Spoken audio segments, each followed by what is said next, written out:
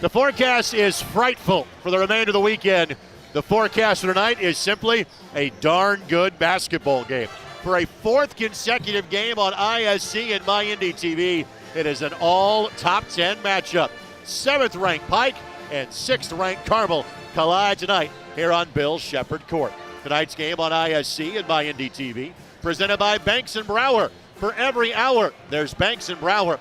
By Galitco and Daily. They're going to work when you can't. Learn more at IndianaWorkers.com. By LD Smith Plumbing, the big dogs of plumbing. By Scott Nichols of State Farm Insurance. Like a good neighbor, State Farm and Scott Nichols are there. By Unranked Hoops, Indy's first Eurostyle Basketball Academy. Check out UNRAKD.com. And by Wabash College. Schedule events today at wabash.edu. Alongside Dave Nicholson, my name is Greg Rakestraw. Thank you so much for joining us. And Dave, the story for each of these two teams the last time we saw them were tough losses to other good teams. Let's start with the home team in Carmel, beaten by Plainfield for the only loss of the season on Friday night. They bounced back by going to Columbus North and winning in overtime on Saturday. I think Ryan Osborne, even though with that one loss, still really likes his basketball team. No question about it. He doesn't like to lose a game. Sure. No coach likes to lose a game, but if a team can lose 2 or 3 games and still be ready to go come tournament time, starting with the sectional, and I know Coach feels that way. Don't worry about the one loss. Learn from it, move forward. He did that the next night by going and erasing that bad feeling of the loss when he beat Columbus. So should be a good ball game tonight. I think Pike's missing one of their main players, and I was looking forward to seeing Miller play.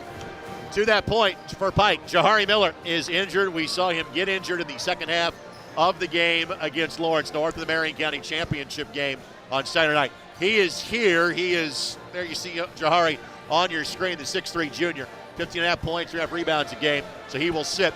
Brendan Dokes is the player to his left, 6'5 senior, who is out with a lower body injury. However, Dave, it is still a very talented Pike team without him. The Lampley brothers, Landon and Kenneth, and a guy that is drawing eyeballs across the nation, 6'11 junior Isaiah Hill.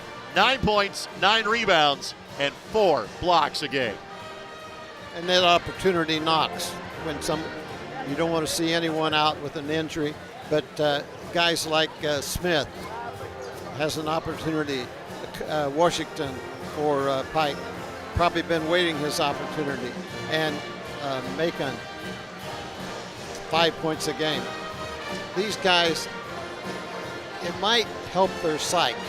You know, I know they're good enough to start for most teams in Indiana, and they haven't gotten a ton of minutes. So now they're getting to, one of them's going to start, and certainly all of them are going to play more minutes. It should really pick up their enthusiasm and keep their psyche. And with that, let's get to our keys to the game. Coach, what are you focusing on tonight? Start with defensive matchups, and you can talk about either team. Carmel's got a handful matching up with 2 6'6" and a 6'10", and on the other side, Pike is going to have a little problems guarding the people on the perimeter because Carmel has 6 or 7 guys that can shoot the 3, and they're going to spread the court, and somebody that's 6'6" or 6'10" is going to have to come out on the court and play defense. War on the boards. You would think the advantage goes to Pike with the size, but Carmel does an excellent job of checking out whoever wins that battle. It's going to be a long way to winning the ball game. And how do you counter the size? Well, you open it up, drive to the basket. You've got to worry about Hill waiting in there at 6'11". But I've seen the Herald for Carmel go out on the court. And if he starts, I was watching him warming up, and he was hitting threes. If he hits threes, Hill's got to make a choice. I'm assuming that's the matchup. So it can go either way on any of those keys to the game. The one that wins the matchups probably wins the ball game. Carmel already knows their game tomorrow has been postponed. The game at Brownsburg, we play February the 10th. No word yet on Pike and Shortridge, but if these two teams have their motivation to kind of empty the tank tonight, probably the only time they're going to play this weekend with our impending weather. We'll step aside this quick 2-minute timeout when we come back to the Aaron Clark Activity Center and Bill Shepherd Court. Starting lineups, opening tip-off. Pike and Carmel, it's yours next on ISC and MyIndy TV.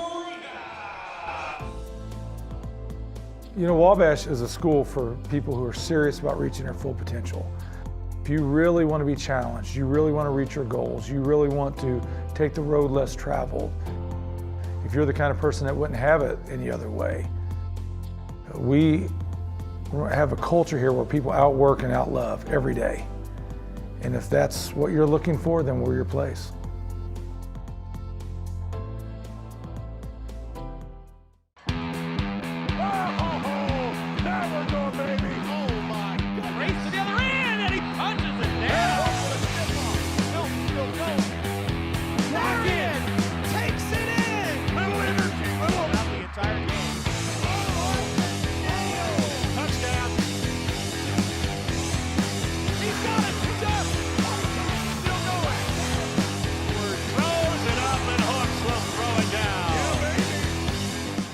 Hey, it's Query. And I'm Schultz. And each and every week in podcast form, video form from the ISC Sports Network, we do Query and Schultz, brought to you by Bailey and Wood, the fine folks south side of Indianapolis, but serving all of central Indiana for the best mortgage rates. And, of course, we record right here at Chili Water Brewing Tap Room and our friends at Hoagies and Hops, 42nd and Boulevard, right here in Indianapolis. We're talking Colts, we're talking Pacers, we're talking Hoosiers, we're talking Boilers, and we're hanging with you. We talk the tall and the short of it, right, is what we do. Whatever, man. Every Tuesday night, 7:30, right here on the ISC Sports Network.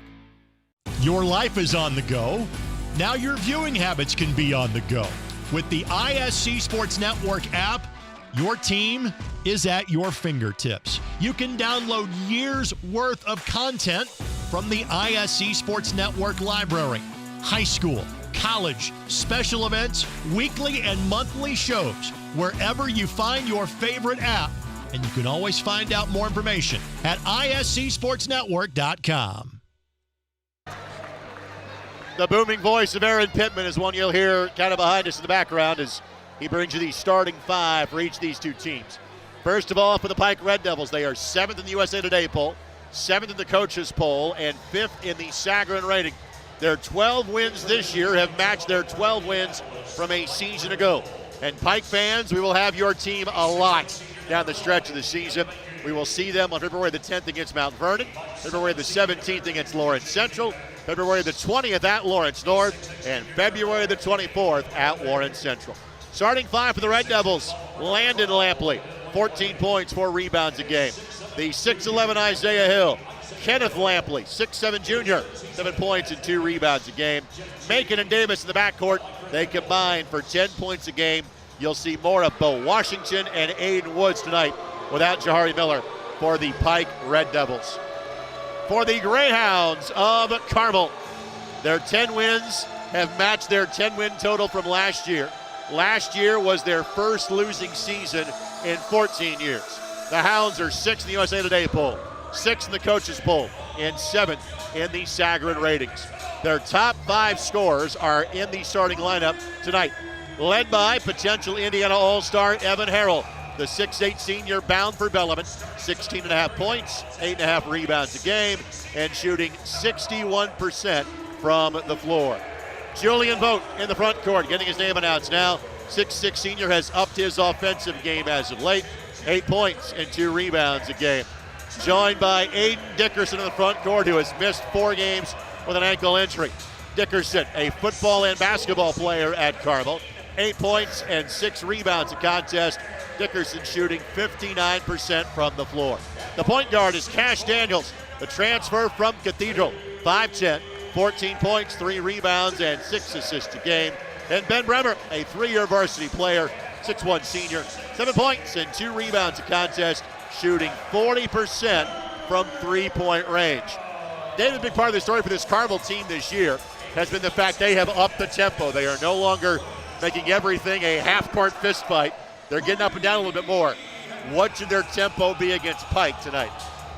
I think they will not change anything. Carmel may be a little more value the ball a little more when they have it, and they may wait a little longer to get a really good shot because of the size advantage that Pike presents to them. I still think they'll look for the fast break up the sideline, but they'll go more to the secondary in the half-court game. I think Pike is going to try to push it up quickly, expect them to press, and try to rush Carmel just a little bit. Isaiah Hill will jump at center against Evan Harrell. And not surprisingly, Hill wins the opening tip. Carmel starts off in a man-to-man. Pike's losses, again, LN on Saturday night. Wisconsin Lutheran opened the season and lost at Fishers on Thursday, January the 8th. Fishers will be here next Saturday night, and we will be too. Top of the key three does not go. Inside position by Vogt, and touch last by Kenneth Lampley.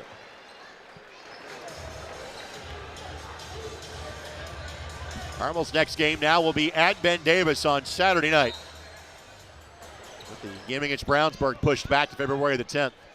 Pike comes right out into the press. I thought you would see that a lot early.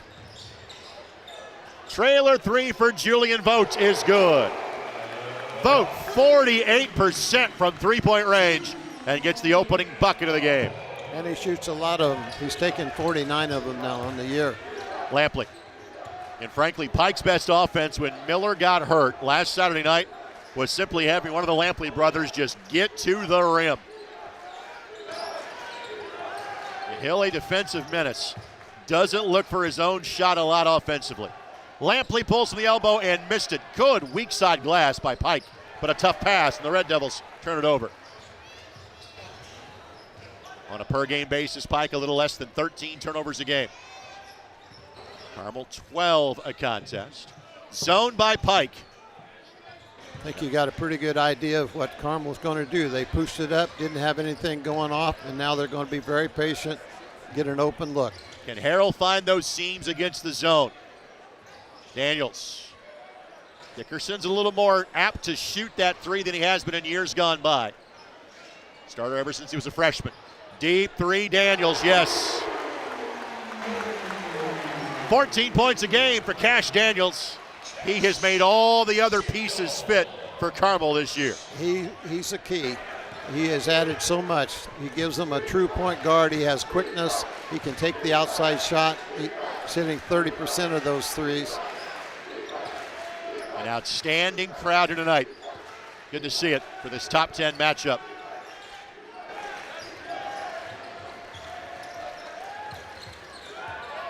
The two times I've seen Pike, they don't really use the postman on the block. They use the perimeter and then they slash to the basket. But with their size, they certainly could do something high-low and get one of the Lampleys down low or Hill. Hill kept it alive. Harrell eventually tracks it down. Shots missed by Macon and Davis. But Washington will check in. Next stoppage in play. Bremer left alone. Fires for three. No. Dickerson going to be called for the foul. His first foul whistle against either side in tonight's game. Here comes Washington. With the players in uniform tonight, leading scorer off the bench. 5'10 junior, 5.5 points a game. And this is a team whose best days are still in front of them. Primarily a junior-laden group is Pike. Usually this time of year, Greg, teams have settled into a starting five and they've settled into what they want to do. But when you're as young as Pike, they can improve an awful lot the next month before tournament time. Hill going to work. Nice feed. Give Hill the assist. The bucket belongs to Ian Macon. First basket for Pike comes a little more than 3 minutes in. Daniels flying down the floor. And you're not throwing the oop against Hill. Let's put it that way. That is taking kind of off the equation tonight. Carmel flies a guy up the side, each side court, spread it wide in the corners, look for the quick hit offense. If not, they go into their motion offense.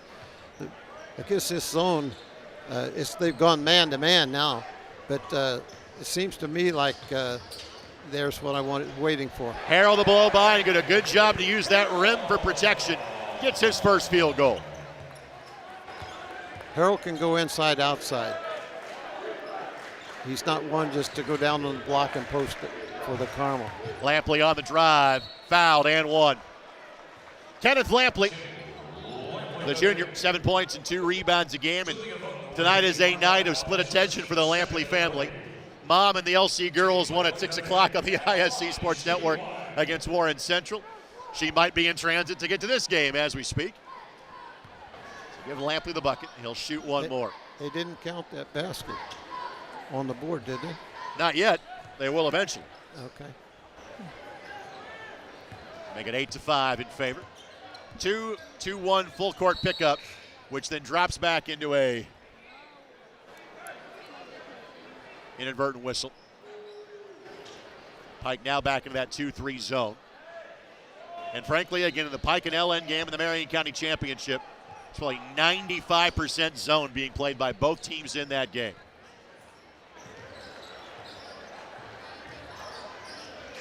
I was talking about the matchup, how difficult it'd be for the Lampleys and Hill. The zone solves that. And plus with the size they have and the wingspan they have, it doesn't give them much room to operate around the paint area. Harrell up and over Hill. No. Good rebound by Hill. They'll try to make that area around the rim a no-fly zone tonight.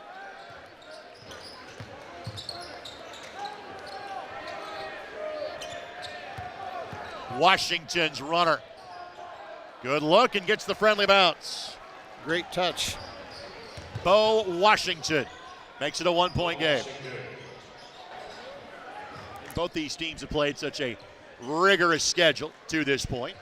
And naturally, this goes back to being a conference game between these two. Pike won last year 48-41. Had snapped a 6-game Carmel win streak in the series.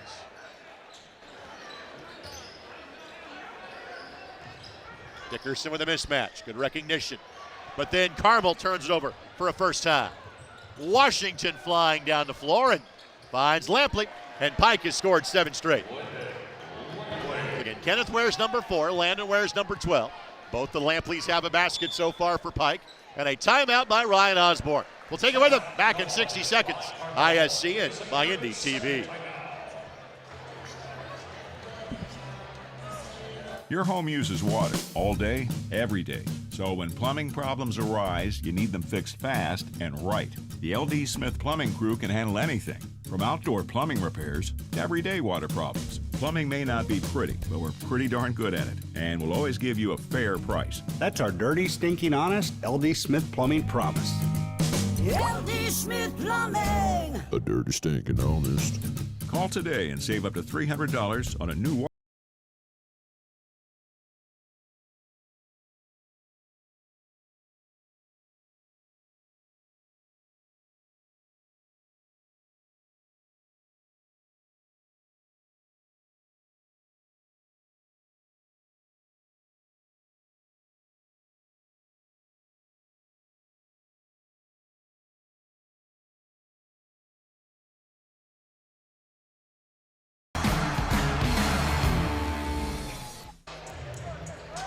Thanks to our outstanding ISC Sports Network crew, Jordan Shue, Jason Porter, Eldon Wheeler, Eric Kinnett, Carlos Alarkin, alongside Dave Nicholson, Greg Rakestraw with you. Daniels again fades away from Hill. Hill has an impact on everything in the lane. You notice Carmel's not pushing anyone in the lane. They're using the outside and cutting to the middle. They should get some medium range jump shots and the 3. Now that was a long range, but in Dickerson doing all the little things as he usually does. Third-year starter, Bremer really a third-year starter, Harrell a third-year starter. These two teams have largely grown together with a couple of key additions on each side.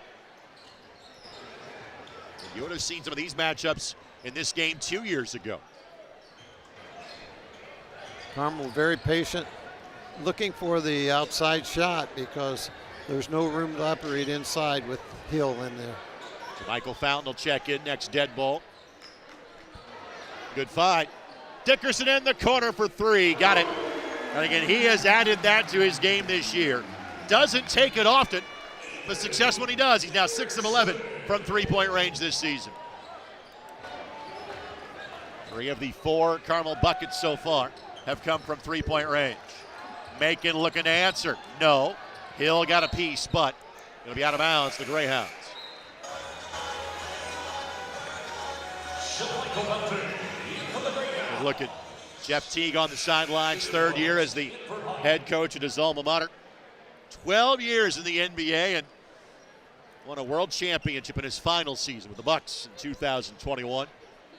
Was a scout for the Atlanta Hawks before coming home.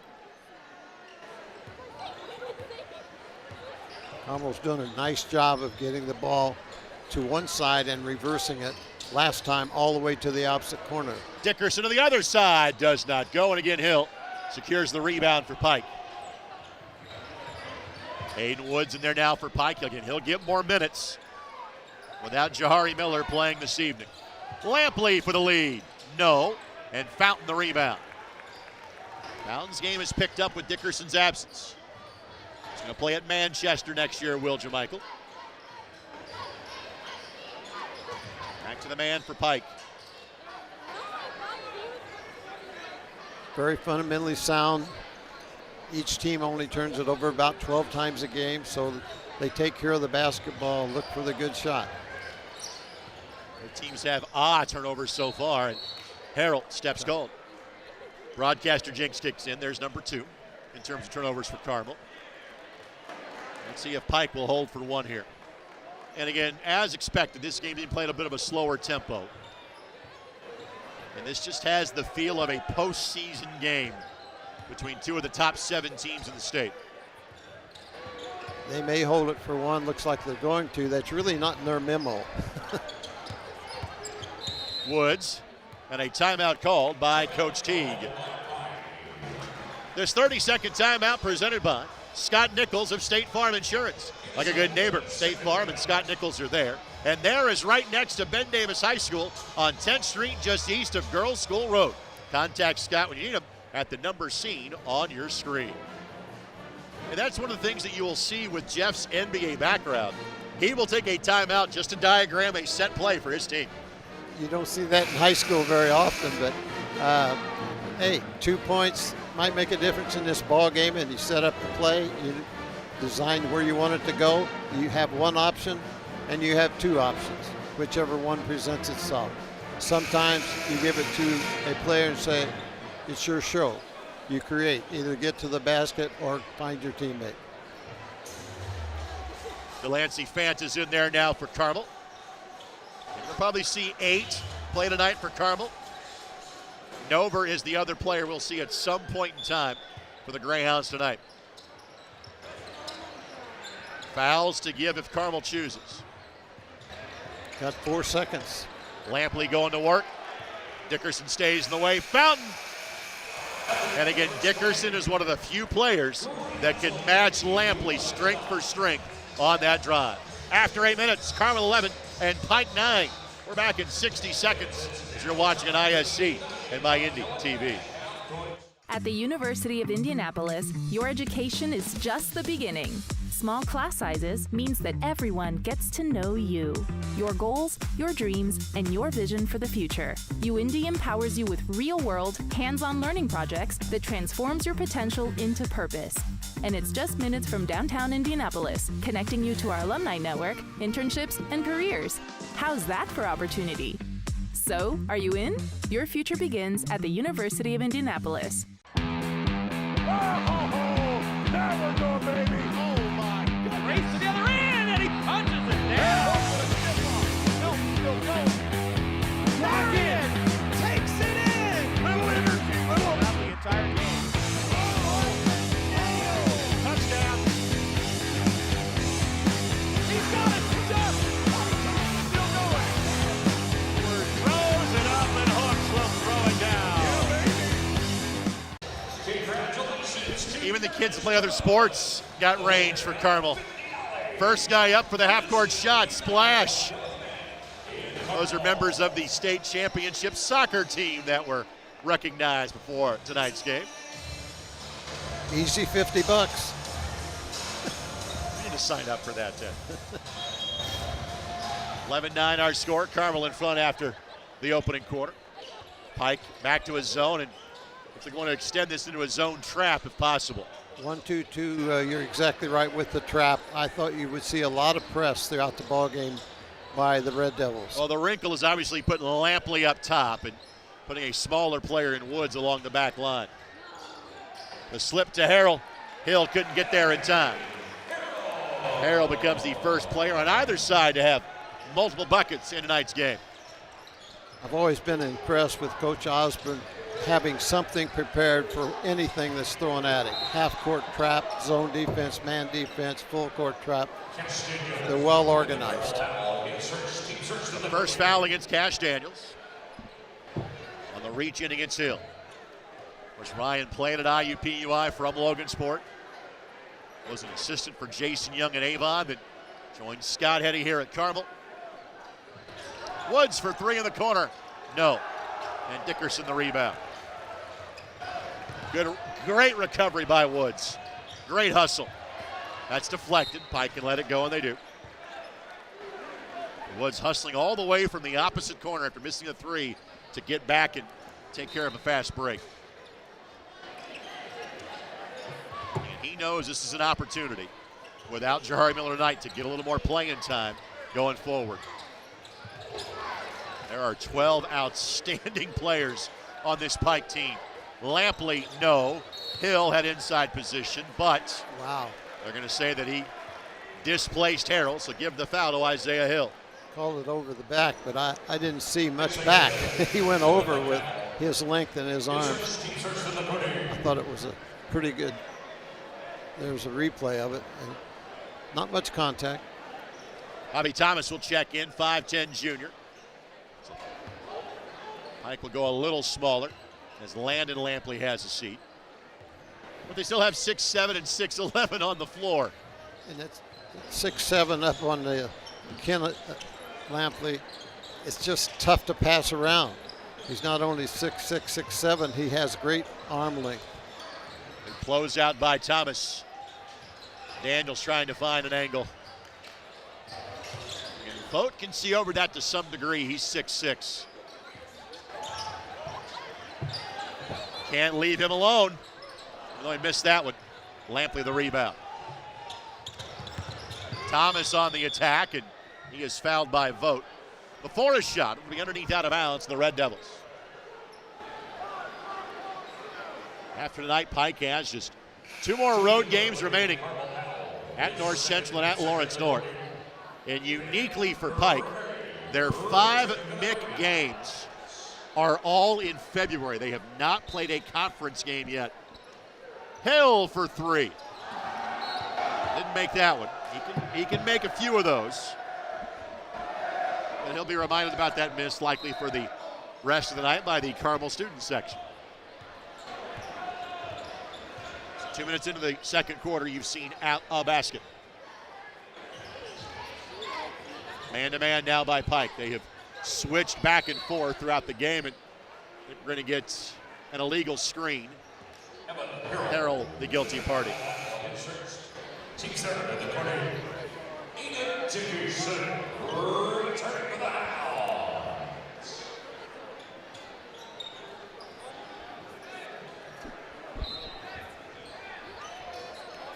Pike's trying to speed the game up. They pass the ball and shoot the ball much more quickly than at Carmel. Nothing but man so far by Carmel. Good downhill move. That's Aiden Woods, the bucket. 5th different player with a basket for Pike. Daniels trying to beat the defense down the floor. Dickerson fires, no good. Daniels out scraps Hill for the rebound. Shot blocked. Fountain, let's go. That does not go, and Hill the rebound. Chance to tie or take the lead for Pike. Thomas, no. Out of bounds to Carmel.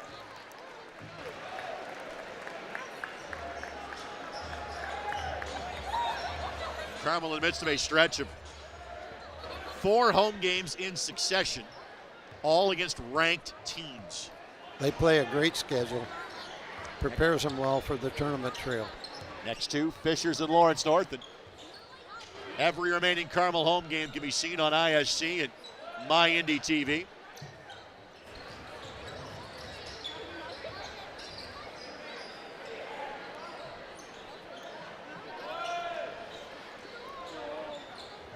Carmel finds someone to post up other than Harrell, because Harrell is doing a nice job of pulling Hill away from the basket. That time he was up the top of the key. That's a good time to attack inside when the 6'11 is above the top of the key. The Lampleys interchange for one another.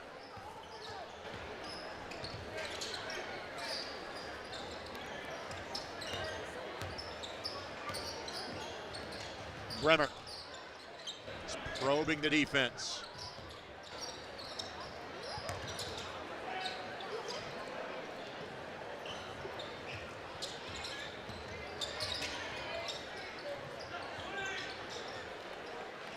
Carmel has no problem being patient, even if they have picked up the tempo a bit this year. Yeah, this is more like the Carmel of old.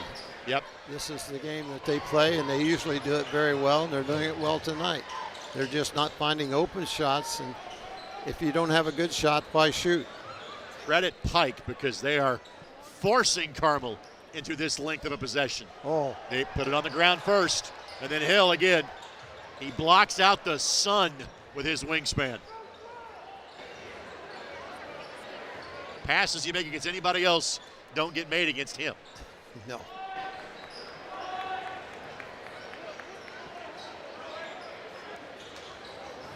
Speaking of the sun, this may be a possession you could clock on a sundial. Harrell drives and scores. Excellent challenge. Harrell's got 6. Carmel leads by 4.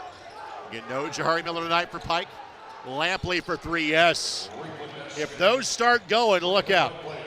Pike as a team, 38% from 3. They make about 6.5 threes a game. That is their first triple. Bremer sneaks on the defense and scores. Great back cut. Defense got caught watching the basketball. Brenner did a great job of cutting along the baseline. All 5 starters now have scored for Carmel. Runner by Woods, no. And Hill getting onto it. May challenge him. Daniels. Lampley got out of the way. Harrell on the crash. Here comes a timeout for Pike. That's 6 points for Harrell here in the second period. Harrell with the bucket. 5-point lead for Carmel, and we will step aside. Back in 60 seconds on ISC and MyIndy TV. Have you been injured at work? Visit your work injury lawyers at indianaworkers.com. We help injured workers. For a free consultation, go to indianaworkers.com, a division of Galitko and Daly. We go to work when you can't. Have you been injured at work? Visit your work injury lawyers at indianaworkers.com. We help injured workers. For a free consultation, go to indianaworkers.com, a division of Galitko and Daly. We go to work when you can't.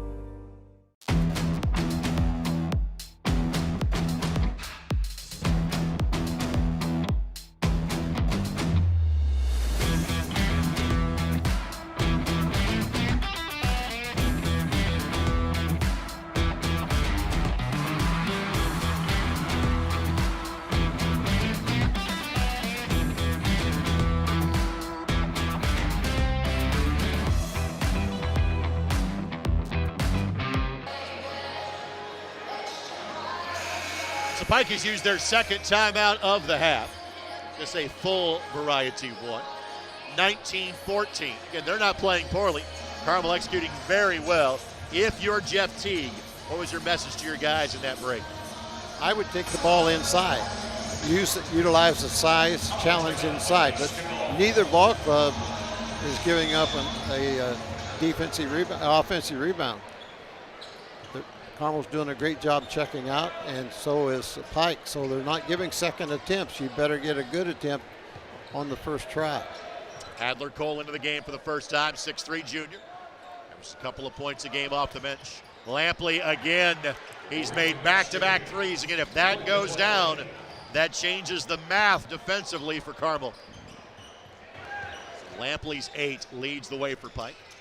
With no Miller, he is the only double-digit per game scorer on an average standpoint for the Red Devils playing this evening.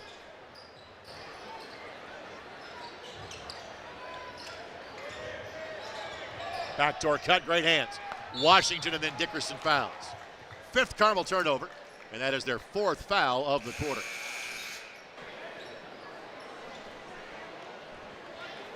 Dickerson with the Carmel foul, his second foul on Dickerson.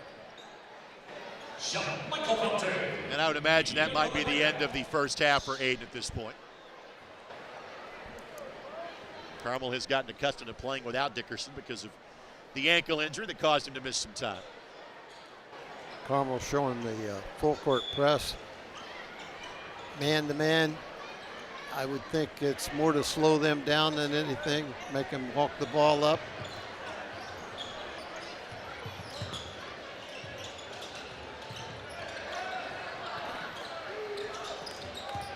Woods has been very aggressive since entering the game, and that aggression rewarded with his second bucket. Tied at 19. So 5 out of the timeout in favor of Pike. You know, it really didn't look like there was any space for Wood to go. He created it. Harrell trying to work around Hill and does. That's impressive. Harrell with 10. 8 here in the second period, and he's taken the offense right at the defense down there. That's twice he has scored kind of in and around Hill, which again doesn't happen often. Averages 4 blocks a game. He had 13 blocks last Friday in a triple-double against Lawrence Central. Good recognition. For the lead, yes, that's good offense by Pike. Washington came in 5 of 9 from three-point range in the season. Great feed by Lampley.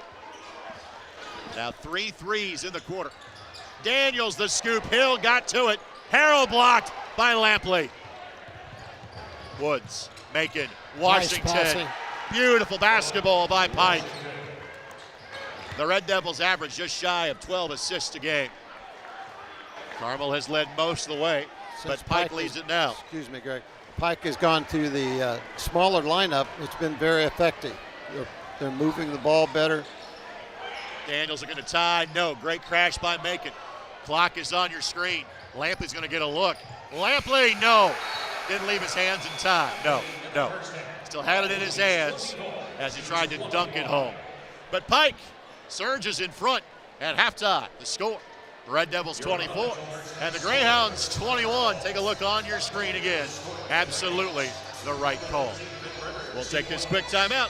Halftime coverage comes your way next on ISC and MyIndy TV. There are many ways to judge the quality of a college or university. At Wabash, we are proud of being nationally ranked in so many measures of quality. The engagement of our students with their faculty, the exceptional classroom experience, the unbeatable internship program and alumni network. It's easy to see how we earn our reputation as one of the best colleges in the country. We are proud of our rankings, but come see for yourself. Schedule a visit today at wabash.edu. Brewer jams it home. That ball wiggles in and into the back of the net. A little fireworks in the first half. Throw it up for Tillman. Whoa, my goodness. 122-6-0 for Penn. What a swim. Six of them. Your life is on the go. Now your viewing habits can be on the go. With the ISC Sports Network app, your team is at your fingertips. You can download years' worth of content from the ISC Sports Network library. High school, college, special events, weekly and monthly shows, wherever you find your favorite app. And you can always find out more information at iscsportsnetwork.com.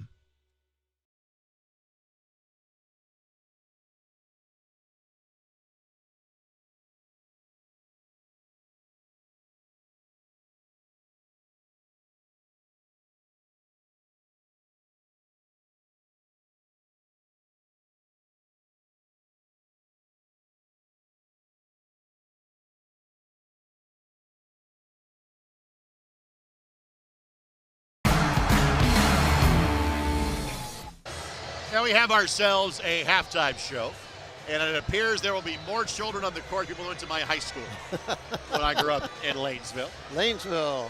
A major metropolis for sure. At the break, it is 24-21 in favor of Pike over Carmel. And speaking of Lanesville, Carmel's best barber just happens to be from Lanesville. That is my friend Matt Stilger. That's Main Street Barbershop, a barbershop that's so good it's named after a street that it's no longer on. Now located 116th Street at Keystone Parkway. Look for Christopher Watkins' sign that tells you walk-ins are always welcome. Matt Stilger is Carmel's barber to the stars, but regular folk took their haircuts there too. Now, Dave was kind enough to notice that I do have the winter beard that is going. Well, the reason it looks as sharp as it is that Matt is my beard guy. And in all seriousness, my son is autistic. I took him to get his hair cut by Matt on Monday, and Matt could not have been better with my son, and he looks good too. Main Street Barbershop, a classic barbershop for the modern family. Greg Rakestraw, Dave Nicholson with you. As the halftime show goes along, let's talk about the first half show. Dave, what'd you see in half number one? I saw Harold for Carmel really coming alive. He's attacking inside, not afraid to go in there against the bigs. He has 10 points for Carmel. Carmel may have to shoot it a little better from the perimeter. They've knocked down a couple of threes, but with the defense that Pike's throwing at them, they're not going to get to too many layups. On the other side of the thing for Pike, the smaller lineup with one of the Lampleys on the bench and 6'6", 6'9", and then three smaller guys seem to be much more effective there in the second quarter for them. And you look at Landon Lampley, he has 2 3-pointers there in that period, and he's going to be effective outside. And the thing that's important, we know Miller's not playing for Pike, their leading scorer, but the 3 replacements in tandem have really stepped up and did a nice job. Washington has 5 points, Macon has 2, and Wood 4. You add those together, and that makes up the scoring that they're missing in Miller.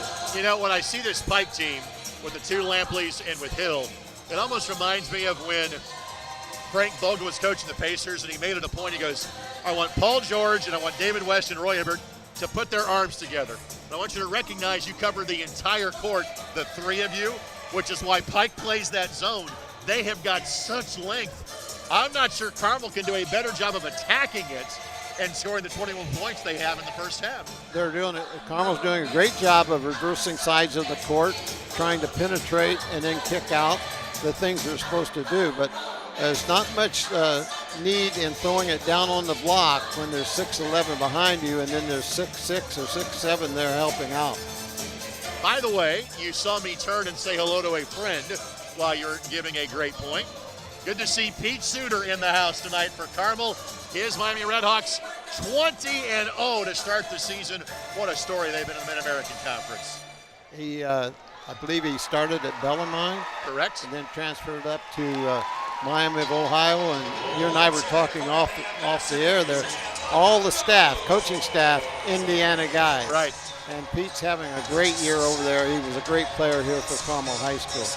Good to see him have a night to come back, and good to see his mom here with us tonight as well. Again, at the break, our score, Pike 24, Carmel 21. We'll take this 2-minute timeout. First half highlights and the highlight of any broadcast. Dave Nicholson and Wabash College Trivia. That comes your way next on ISC and MyIndy TV. We build kids up from the ground up. It's not so much about where you're at. In most programs in Indiana, it's teams and it's games and it's teams and it's games. They're playing in a bunch of games and not really having any type of system or structure to their routine, to their development, to their growth. Trying to find more of a balance, more trainings, less games, skill development, basketball IQ. Accountability. Once you walk through those doors, energy and effort's on you, the individual. 4 to 5 days a week, really trying to build a player that is prepared for going into their middle schools, going into their high schools and beyond. You have objective criteria you have to meet to move on to the next class. That gives kids a sense of dedication to work to get towards something. We're not here chasing rankings. We're trying to develop basketball players. You should not worry about getting ranked at such a young age. We're going to push you to limits that you probably didn't know you can get to. It's about the work ethic and less about the rankings and the notoriety. We want you to get a well-rounded basketball education. 3, 2, 1. Has the first dunk in the building from Aaron Goya. Waits, Waddell finishes. And lays it in. There is right now the play of the game. Better finish. Good. We might see that on Plays of the Week. Great feed. The finish. spin, win, three, bury it in the lane. No, gun, yes. Stop. Whoa, what a play. Flying in. Brewer jams it home. That ball wiggles in and into the back of the net. A little fireworks in the first half. Throw it up for Tillman. Whoa, my goodness. 122.60 for Penn. What a swim!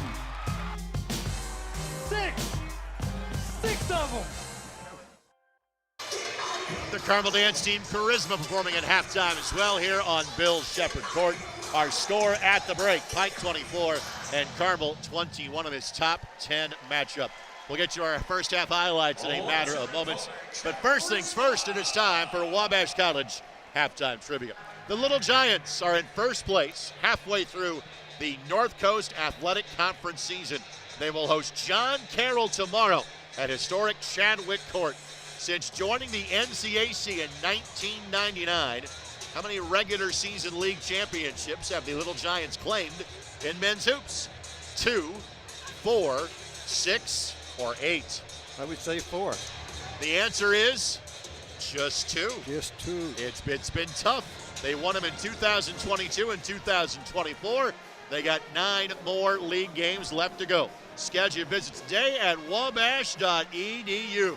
So with that, let's fly you some highlights from half number 1. Scoring, first of all for Pike, Landon Lampley 8, Bo Washington 7, 4 for Aiden Woods, 3 for Kenneth Lampley, 2 for Ian Macon, Isaiah Hill, TJ Davis, and Bobby Thomas all played but did not score. For Carmel, all their points coming from starters. Evan Harrell 10, Cash Daniels 3, Aiden Dickerson 3, Julian Vogt 3, and Ben Bremer 2. Were not many fouls called in half number 1. Only Dickerson has 2 in the first half. Pike had 1 turnover in the half. Carmel did have 5. We had a free throw shot in the first half. It was made on an and 1 by Kenneth Lampley. All right, Dave, what changes, if any, do you think we see in half number 2? I think if I was Pike, I would get Hill some touches down inside. He hasn't scored yet, but he hasn't had the opportunity to score. He averages 9 points a game. I'd get the ball inside, put a little pressure on the Carmel interior defense. And if I'm Carmel, I think Cash Daniels has got to step up a little bit. He's 14 points a game scorer. He did make 1 3-point shot, and I think he's got to have some help there. And I think you'll see Aiden Dickerson get back to his old self. This is his first game back. He's been out 5 games, as you mentioned, or 4 games with an ankle injury. So I think he would get that going. If I'm Pike, I apply the pressure defense. They've got the tall guys. They've got the wingspan. It's tough to pass around them. Carmel trailing Pike by a score of 24-21. Red Devils have the ball when we come back for quarter number 3 as you're watching on ISC and MyIndy TV. Hi, this is Bill with Banks & Brower. No, you're fine. How can I help you? This is Adam Brower from Banks & Brower. Nah, not busy at all. You got this, Brad. 1 more mile. Banks & Brower, this is Brad. No, now's the perfect time to talk. You never know when trouble will find you. But when it does, we're here for you anytime. For every hour, there's Banks & Brower.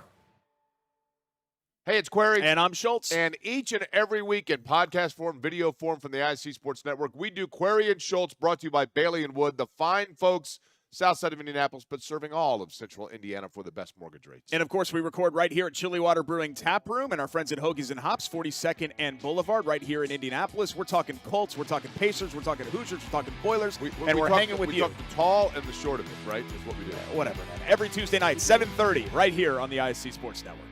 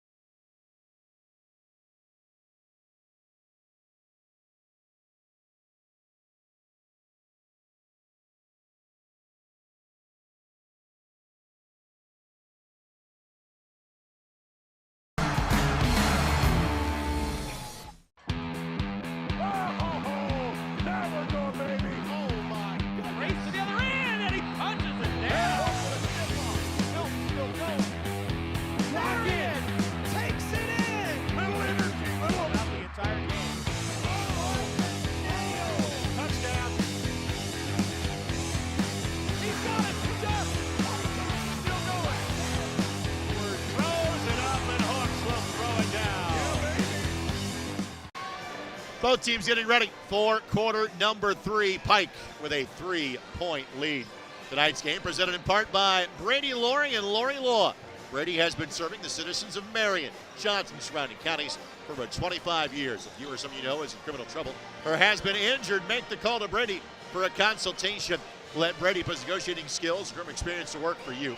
Call 317-250-7783 or email BradyJLaurie@gmail.com. Brady Laurie, your criminal defense and personal injury trial lawyer. Quick programming note, we were scheduled to have Hamilton Southeastern and Mount Vernon tomorrow night at 7:30 on ISC and My Indy TV. Again, my guess is you've heard about the forecast for the next 2 or 3 days. Not good. That game has been moved up to a 3:30 start time. Unfortunately, our friends at My Indy TV will not be able to carry the game because they already have college basketball scheduled for tomorrow afternoon. So with that, unfortunately, this is our only game of the weekend on ISC and My Indy TV. Our next game back will be on Friday night, Warren Central and North Central. Hopefully you can join us for that one. By the way, Warren Central and Lawrence Central are playing as we speak, and you can watch that game free of charge by logging on to iscsportsnetwork.com or ihsaatv.org. Tomorrow afternoon, you can catch small college basketball on the ISC Sports Network. Marion and Bethel, they'll try to beat each other and, frankly, beat the snow out of Indianapolis. Women's game at 1 o'clock, men's game at 3. Pike will have the basketball. They'll return their starting 5. Landon Lampley, Isaiah Hill, Kenneth Lampley, Ian Macon, and TJ Davis. Again, Jahari Miller, not in uniform. He is on the sideline. He exited the 3rd quarter of the Marion County Championship against Pike and did not return. So he misses a full game due to injury. Brendan Dokes dealing with a leg injury, which is why he is not in uniform tonight for Pike. The halftime score is not indicative of either ball club. Carmel's averaging 61 points a game and Pike 69. But that has everything to do with the fact that Carmel's being very selective and that Pike is being forced to play long possessions on defense. Starting 5 back on the floor for Carmel. Daniels, Dickerson, Harrell, Bremer, and Vogt. Hill drives. I don't like to see that. Harrell's down holding his right ankle. Yeah, Harrell, I hope, just turned an ankle, nothing more than that. And that kind of appears to be the case. He's trying to walk it off. Yep, just rolled it. Shostak will come in to replace him. So Mark Shostak off the JV team at 6'11". Gonna get some brief minutes here, trying to spell Harrell. Shostak is going to look eye to eye with Hill down there. You'll see that's going to be interesting. And that's a matchup of future years, too. Correct. It's a very senior-laden Carmel team this year. And Harrell will come right back in. I think he's like, listen, I don't want to sit and let this thing swell up. Put me right back in the game. Let me run on it. He dealt with injuries all of last year, did Harrell. And then just rolled an ankle there for a moment. It's an idea how this size of Pike is changing the game. We saw Daniels, he's able to beat his man off the dribble, got all the way to the foul line, but there stood 6'11", so he had to kick it back out. Well, Hill got tangled up with Shostak, and Hill gets whistled for the foul. Shostak has fouled out almost half or more of the JV games. I was talking to Coach Morris before the game, and he said he just goes after it, but he does commit foul. Bremer for 3. Got it. His first 3, his second field goal. And 4 of the 5 Carmel starters have made a 3-point shot tonight. Tied at 24. Both teams have been successful from distance so far. Runner, no good. Macon, looking for contact, didn't get it.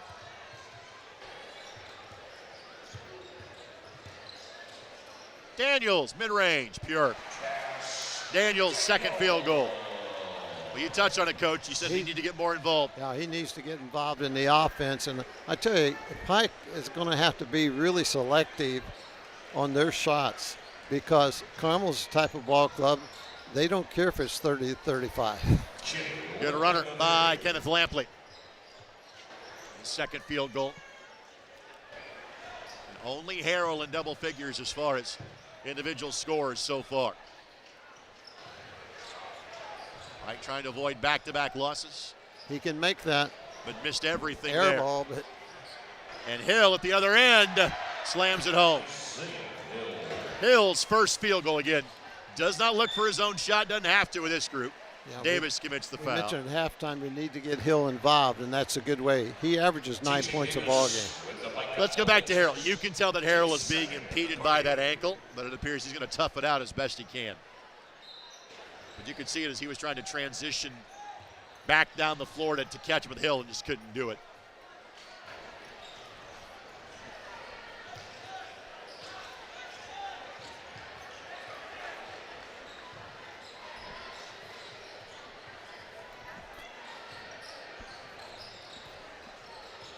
Dickerson a bobble, but recovers. I really like to watch Dickerson play. He's in the right spot at the right time. He'll go to the boards. He's undersized on the boards, but he'll get his share of the rebounds. If you leave him open, he'll knock the shot down. Daniels breaks the 5-second count in time, but offensive foul. Nope. Called him for leaning into him. Yep, created the contact. And again, Carmel's 6th turnover. We got to talk more about Pike is really defending outstandingly well in the half court. They are forcing Carmel into these long possessions.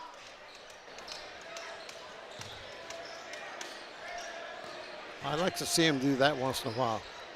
Hill, no. Felt like he got bumped. And that's part of his game he still has to develop. Vogt after a dribble, yes. Julian Vogt's second three-point field goal. And Carmel back in front. Now, Vogt's hits the three-pointer at the rate of 48%. We said before the tip-off that Carmel was going to have to make some perimeter shots, and they're starting to do that. Lampley may have gotten away with being out of bounds. Foul going to be called on the floor. And that's on Dickerson, which is his third. That's the first player in any modicum of foul difficulty tonight. T.J. Davis and Kenneth Lampley both exit. Bo Washington, Aiden Woods return. And again, Dickerson with 3 will step aside as Fountain returns for Carmel. Pike has gone back to the big front line. The two Lampleys and Hill. Nice inbounds play. Nice Washington. Pass. How about that touch pass from Landon Lampley? No doubt about it. Drive by Daniels and Hill, the volleyball spike. Lampley. Harrell. Just the second Pike turnover. Right idea, just didn't account for Harrell being back on the play. And very high level basketball game being played here again tonight. We've kind of focused on these two, Ellen and Plain, for the last 2 weeks, and that's been a good thing for you at home.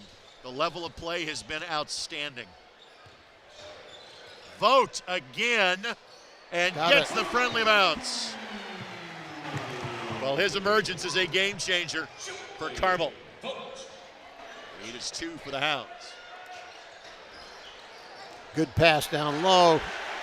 He'll learn. He wants the ball thrown higher, but he can step to meet that pass. He waited on it, gave the defender a chance to slide in and steal the basketball. Great recovery by Vogt. So back-to-back giveaways by Pike. Chance to make it a 2-score lead, and again Hill just closes the space. Lampley for 3. Yes, his third make from 3. He's very confident there, and he looks so smooth. No effort, just boom. Obviously, oldest sister, Mississippi State. Next sister in age going to LSU. Serious talent, mom and dad too in the Lampley family. So Landon 11, first Pike player in double figures. 1-point game in favor of the visitors. Every possession in this ball game is a key. It's a 1-point game right now, and I know we're in the third period, but you can't waste possessions. This game is being played like there's an impending snowstorm and guys want to get home. We approached 2 minutes to go in the third quarter. Vogt has become the main offensive weapon this half for Carmel.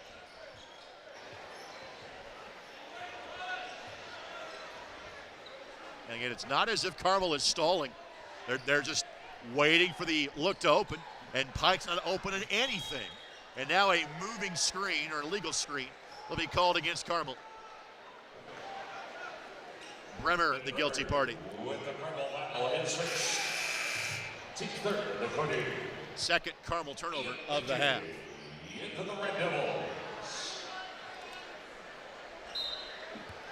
They played last year, it was 48-41. And now a foul called against Pike. There was contact there, but that was really sold very well by the Carmel player. He looked like he'd been hit by a semi-truck, and it wasn't that much contact. Nice job by Bremer drawing the foul. First foul against Aiden Woods. Been stuck on this 1-point margin by Pike for quite some time. Well, no zone this half by Pike. It has been all man tonight, or at least in this half, I should say. More zone than man in the first half. Pike's doing, you're talking about their good defense, they're using their hands very well. They're moving and they're getting deflections. Sometimes they didn't get the steal, but they sure make the offense nervous. Very active. Daniels matched up on Hill. Again, when it's not the 6'11 guy, there's the 6'6 or 6'7 player waiting in the wings as an extra defender. A step back by Daniels. No. And Hill secures the rebound. Good, strong rebound by Hill. And that will be an over and back violation. Well, not a lot of turnovers for the game, but now 4 in this quarter for Jeff Teague's team. Carmel needs to probably find Harold. He had a great first half with 10 points. He has not marked. Of course, he had the tender ankle turn, but he's back in. I'd give him the basketball, let him go to work inside. He had success in doing that. Pike has scored 9 in the quarter. Carmel 11. Carmel led 11-9 after the opening stanza. Pike took the lead late in quarter number 2. Speaking of Harold, there he is. Got a couple of baskets on Hill in the first half. Going to try again. Yep. The Mikan drill by Harold. The jump hook. Pull by Macon, no. Hill and 1. You mentioned this earlier. There's not been a lot of offensive rebounds in this game. Hill just found some gold on that one. Harold got an upside the head. That's Evans, Harold's second personal. So Hill to shoot the second free throw of this game. They have both been on and 1 opportunities and makes that one. Isaiah 60% from the line. A final look of the quarter for Carmel. He's going to challenge him with, I'd give it to Harold. Ball's got to go up. Fountain. No. 36-34 Pike. Again, it's certainly January outside. It feels like March inside. Back in 60 on ISC and my Indy TV.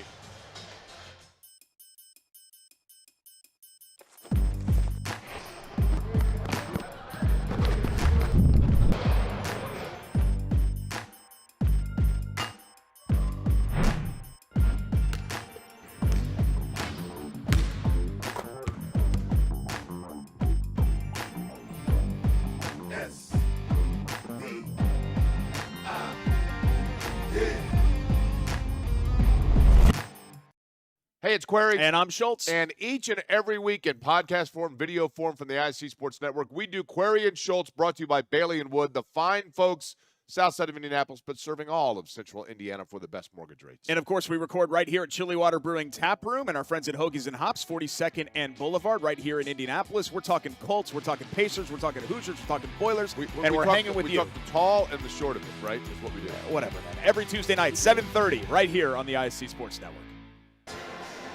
I will channel my best Brent Musburger. You are looking live at the Bears Den at Lawrence Central.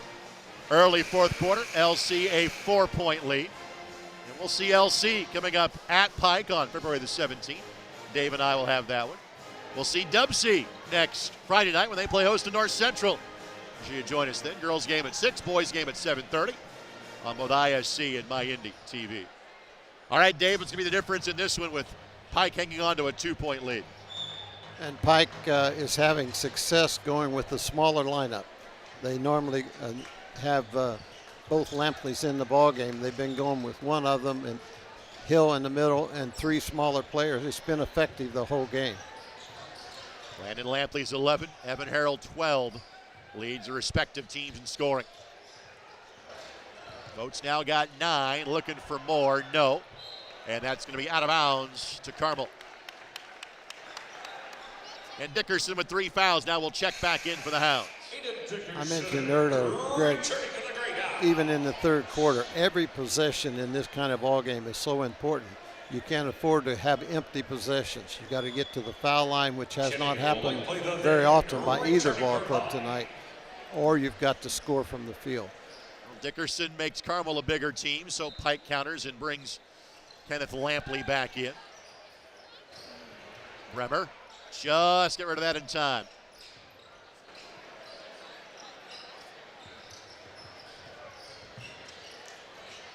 Daniels 2 field goals in the game. Again, Hill's size has affected him from a penetration standpoint for sure. Harrell tried 1-3 last quarter. Did not go well. He's been better at doing that and missed. 2-point lead and the ball for the Red Devils. Lampley for 3. Got it again. His 4th made 3. If you're going to leave somebody open, it should him. Should not be number 12, Landon Lampley. And a 5-point lead for either side feels significant. In this speed, this tempo, it is.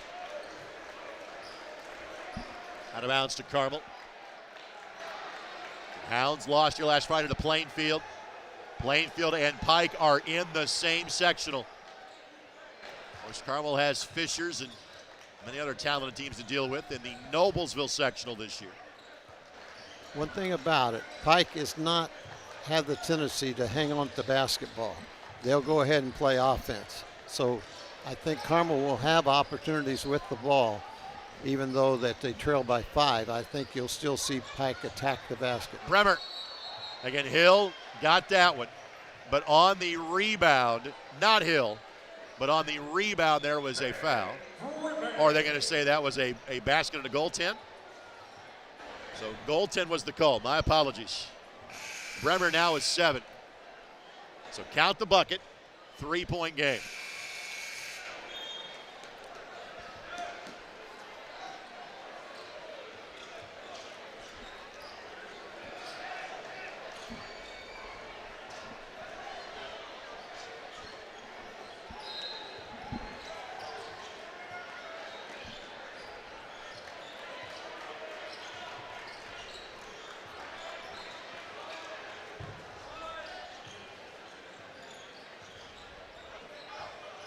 Four or 5 starters back on the floor for Pike.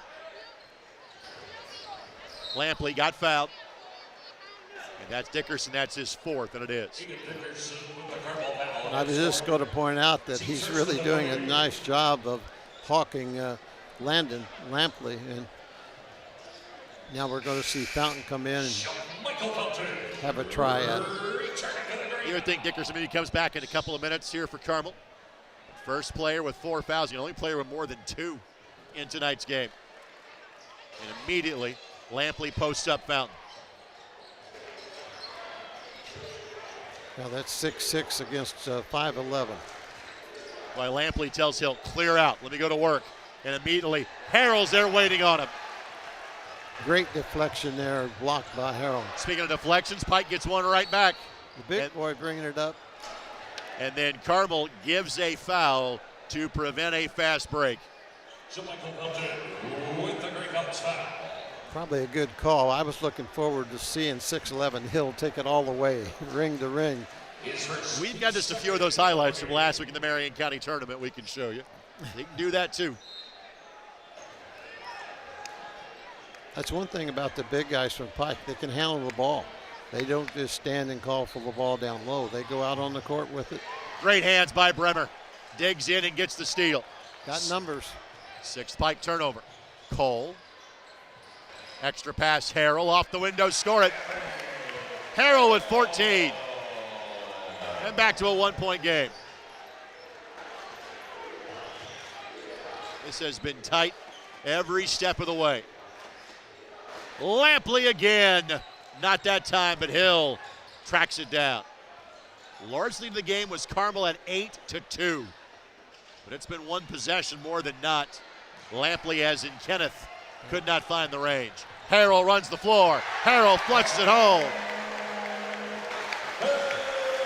16 for Evan Harrell, and Jeff Teague will ask for a timeout. We will step aside. 40-39 Carmel. We're back in 60 on ISC and MyIndy TV.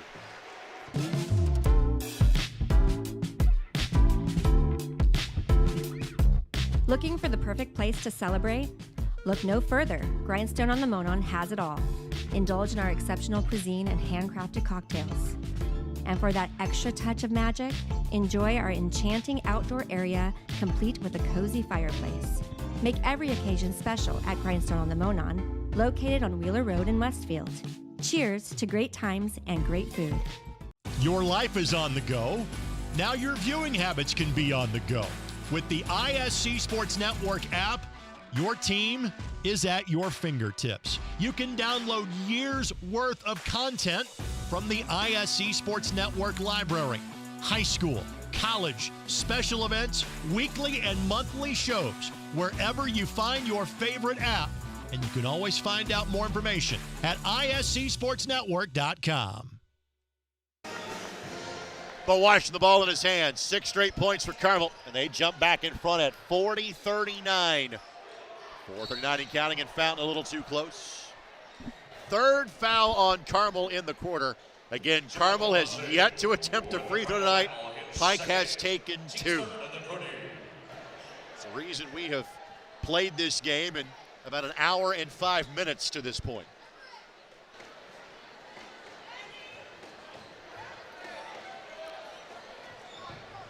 Fountain knows he has to body up on Landon. Macon for 3. 7 of 13 from three-point range in the season coming in. Doesn't get much in the way of elevation on his jump shot, but it goes down. Pike 42 and Carmel 40. That is the 6th made 3 for Pike. Bremer answers. Bremer with 10. Ben Bremer is stepping up, helping the Greyhounds greatly. He has 10 points in the ballgame. Hill. Here comes Bremer on the That's a help. charge. Yep. 3rd foul on Isaiah Hill.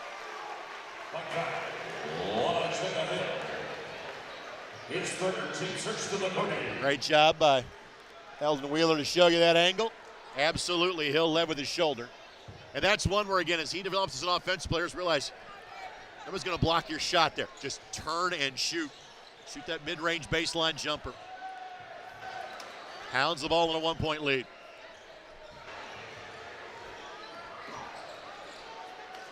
I would sign up to see this game again.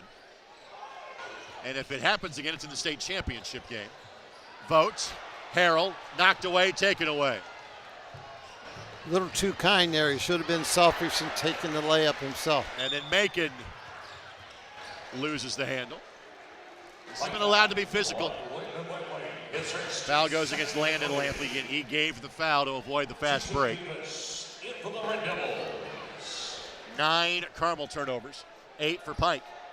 I mentioned a state championship. These two have played each other in the state championship in both football and basketball. The basketball game was in 2012. That's back when R.J. Hunter was the star player for Pike. That was the first of 2 state titles won by Scott Eddy at Carmel.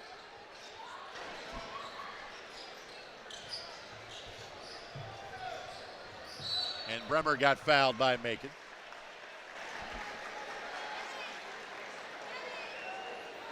Ian Macon with the white foul inserts team's third. Underneath out of bounds here for the Hounds.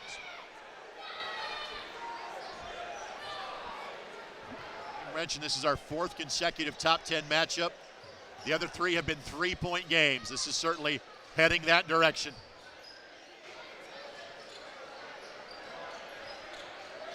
Carmel lost to Plainfield here 50-47 last Friday night.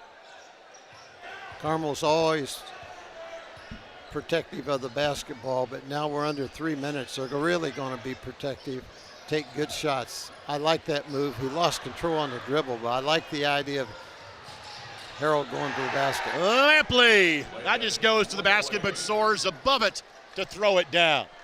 Lampley was 16. Landon Lampley is having a great offensive night. Foul on Macon.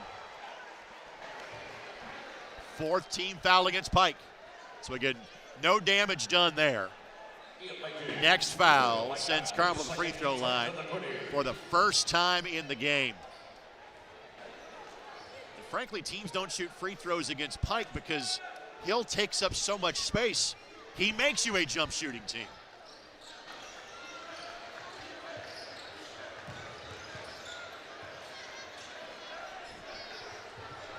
Daniels has been sitting for a while for Carmel.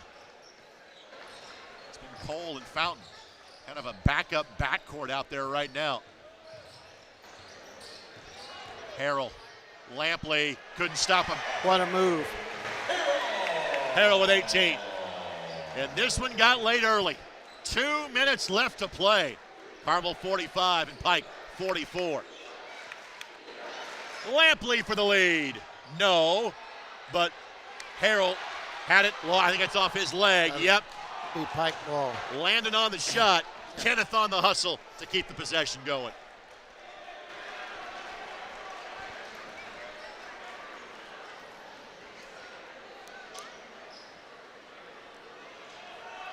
Obviously, you're going to feature Landon Lampley, who's having such a great offensive night. Dickerson's been sitting for the last 4 minutes with 4 fouls. Comes back in with 1:51 to play. Hill got fouled. Yeah, Bremer did not want to give up the dunk, so he gives up the foul instead. And Isaiah Hill, who is 1 of 1 from the line, will shoot 2. So as Hill shoots 2, let's thank our buddy Scott Nichols of State Farm Insurance. Like a good neighbor, State Farm and Scott Nichols are there. And there is right next to Ben Davis High School on 10th Street, just east of Girls School Road. Contact Scott. You need him at the number you see on your screen. Good looking stroke by Hill. Hasn't shot many. He was at 60% coming into the night. That stroke looks better than a 60% shooter. So much potential. Misses that one. Tied at 45. Again, defensively, he'd be an impact player in Division I right now. Offensively, work in progress. And a timeout taken by Carmel. Full timeout will step aside as well. Buck 42 to play. Tied at 45 on ISC and MyIndy TV. Have you been injured at work? Visit your work injury lawyers at indianaworkers.com. We help injured workers. For a free consultation, go to indianaworkers.com, a division of Galitko and Daly. We go to work when you can't. Have you been injured at work? Visit your work injury lawyers at indianaworkers.com. We help injured workers. For a free consultation, go to indianaworkers.com, a division of Galitko and Daly. We go to work when you can't.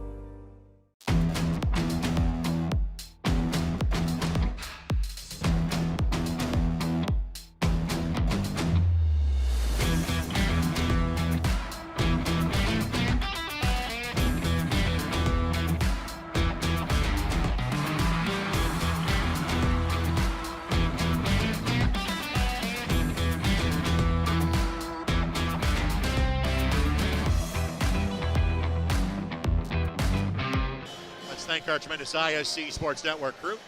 Eldon Wheeler, Carlos Alarcon, Eric Kinnett, Jason Porter, who was quick to remind us he was in San Diego last weekend, and Jordan Shue, alongside sometime South Floridian Dave Nicholson. My name is Greg Regstrong. We hope you're someplace warm enjoying this one. Expect Pike to put on the heat. Minute 42. Both teams have 4 team fouls here in the quarter. If we have a possession arrow, it will go back to Pike. Daniels has been sitting for a while. He comes back in.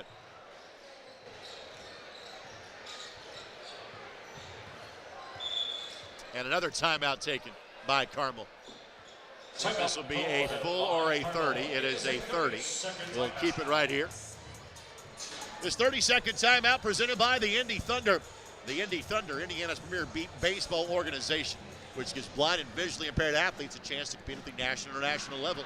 The Thunder are now 6-time World Series champs, including a perfect 26-0 season in 2025. They're looking for sponsors, volunteers, even players for their 25th season in 2026. Contact Darnell Booker at 317-370-7231. And you can watch the Thunder anytime by logging on to iscsportsnetwork.com.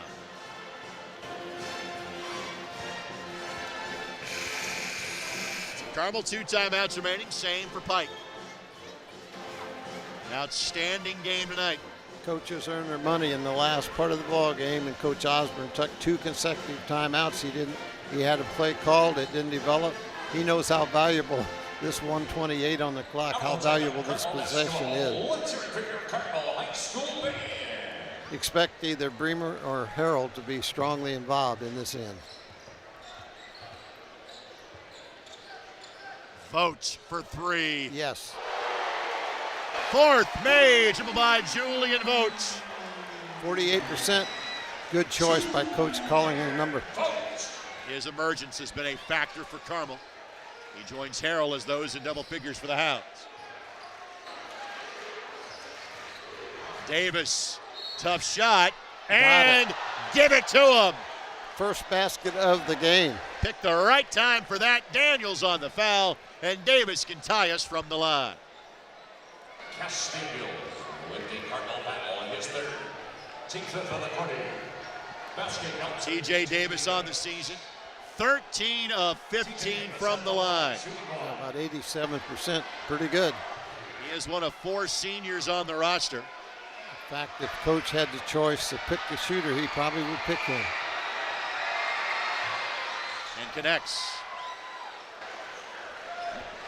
7 players have scored, 8 have played for Pike. It's going to be interesting with 50 seconds to go, Greg, tie ball game. And Carmel's been known to hang on for the last shot. And I think that's exactly what they're going to do.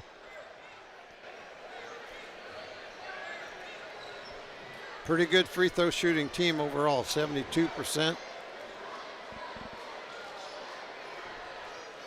30 seconds left to go. Might the next basket be the last basket? Carmel does have 2 timeouts if they so choose. I think if I was Pike, I don't think I'd let him hold for that last set. They're going to. Here we go. I'd put a little pressure on them. 10 to play. Daniels, runner, got fouled. That was all created by Cash Daniels. He was able to beat this guy off the dribble. He's a little get even because he got beat on the dribble here the other possession and allowed Pike to tie the ball game up. So he decided to take it in his own hands. And partner, with 4.5 seconds left to play, Carmel is shooting their first 2 free throws of the game. Daniels 68% from the line. Right. And misses. And there's plenty of time for Pike to come up. Pike has 2 timeouts as well. Save the timeout here. Probably use one make or miss if you're Pike. I agree. Daniels makes, timeout Pike. 1-point game at 49-48. Will step aside as well. Back in 60, ISC, My Indy TV. Man, if I meet Braden Smith and Pig, he's never going to live that down. Dude, don't get your hopes up. Hey, Adam, it's your turn. Oh, sorry, guys, gotta take this. All right, Braden, go easy on me. Okay. Sorry, man. I guess for every hour, there really is Banks and Brower. Whether it's criminal, family, personal injury, or immigration law. You can call them anytime. Sorry, got a call. Sorry. Hey there, my name is Jake Query. And I'm Derek Schultz. And we are part of, actually, the entirety of, at least from an on-air standpoint, Query and Schultz on the ISC Sports Network. It's appropriately named. It's charitably award-winning. And Derek, now we venture into season number 5. Hard to believe. 5 of them. 5 of them. Can you believe it? 2 best buds talking Colts, Pacers, Indiana sports every Tuesday night, 7:30, ISC Sports Network, and on socials as well. It is made possible, of course, by the people who watch and listen every single week. We are most appreciative. We look forward to season number 5. All right, 4.5 seconds left to go. Pike has the ball. Got to get the length of the floor. Carmel leads at 49-48. Showstack at 6'11" is in to face guard the inbounder. Lampley can run to the baseline. And now Carmel saw Pike's formation and will take a timeout. We'll keep it right here. Good timeout. They had Landon Lampley in the deep left-hand corner. And, of course, I think without question he'll be their number 1 option if they can find a way. But they had Hill lined up at the top of the key. They could throw it to Hill and have time to make one more pass. If you're Pike, are you trying to get the ball to half court and take your final timeout, or are you trying to run the play in its entirety with 4.5 seconds left to go? I think I'd not call a timeout. I think I'd take it at them. And again, you nailed it. You have this luxury of Hill. When in doubt, throw it to a spot where only the 6'11" kid can go get it. Let him go get it. And I don't think they're going to sag off of Lampley on the corner, so Hill may have to be the hero with a little move or turnaround shot when he catches it. Again, a reminder, no game for us tomorrow night because of the impending snowstorm. HSE in Mount Vernon will play tomorrow, but at 3:30. Well, they moved Lampley, Landon to the other corner as deep as he can get. The one guy that can, they got 2 guys. Davis can get the ball up in a hurry. Little trick action, went to the big guy. And what did he call him?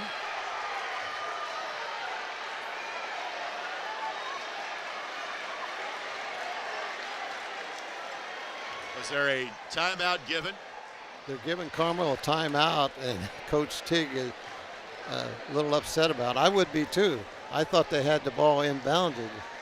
And if Pike had the ball inbounded, how could Carmel take the timeout? That's my question. Right.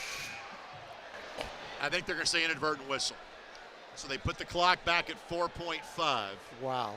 And they'll start back down, right. Have to start to play over down at the court. But, right. Carmel has a pretty good idea of the strategy now.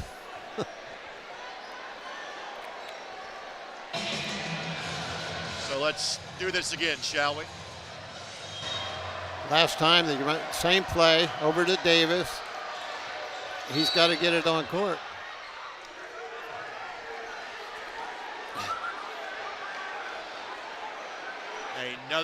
Another inadvertent whistle here. I believe they let Carmel call the timeout. Coach Tig is really concerned about it. And if that was right, Pike had possession of the basketball. But they had not inbounded it yet. Did they have it in their hands? Yeah, they did.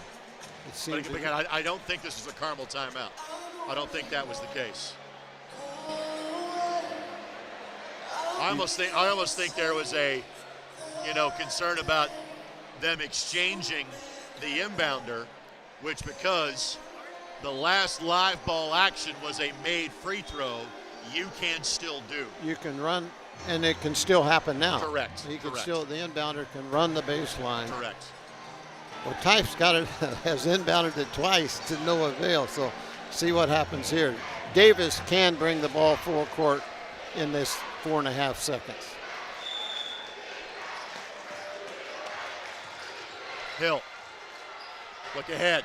Washington got fouled. Wow. And Washington will shoot 2 free throws with 0.6 of a second left to go. He's a 74% shooter on the season. That was a great play set up by Coach Tig. Had to run it 3 times. It worked in the 3rd time to give them a chance. Dickerson fouls out. And again, I don't think there's much doubt there was a foul there. So now, the contact was created by Davis, but I think it was a correct call.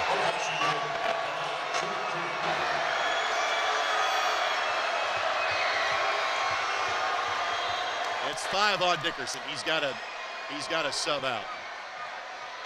So Bowden to replace Dickerson.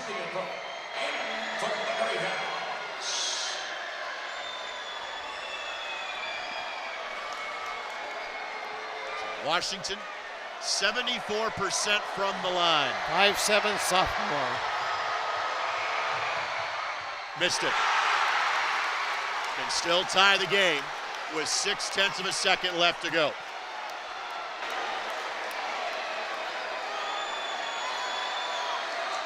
Big opportunity for the sophomore. He's probably not have been in this situation.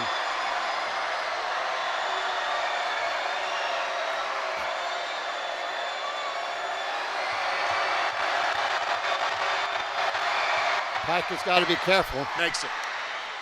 We're going to see overtime. Bremer for the win. No. Free basketball. You know, the way this game's been played, it's only fitting that it goes overtime. So Carmel will play overtime in back-to-back games. They had to go to OT to beat Columbus North on Saturday. For Pike, this is their 3rd overtime game of the year. Their loss to Wisconsin Lutheran on Thanksgiving weekend, and their win at Noblesville a couple of weeks back for both overtime games. Again, Dickerson has fouled out. No other player really is in foul trouble in this game.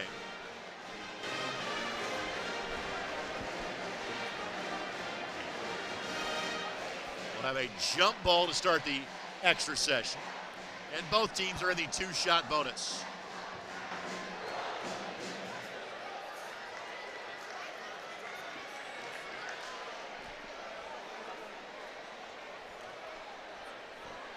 Ironically, the entire ball game, free throws haven't been a major part. Now, the game could well be decided from the free throw line. It's already been sent into overtime by a made free throw. Harrell, 18. Bremer, 10. Vogt, 12 for Carmel. For Pike, Landon Lampley, 16. Bo Washington, 10.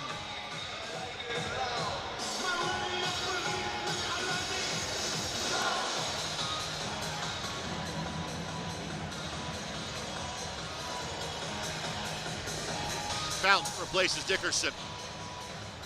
And the 5 to start this overtime for Carmel. Washington replaces Macon in the starting 5 for Pike.